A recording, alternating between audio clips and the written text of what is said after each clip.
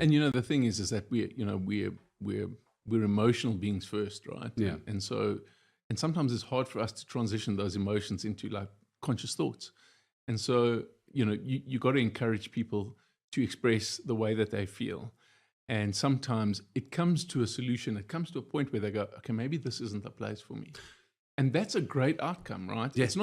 Might not be great for the business in the short term, but it's good for the business in the long run, because what you don't want is you don't want someone who's not properly invested in the business. They really got to fit in.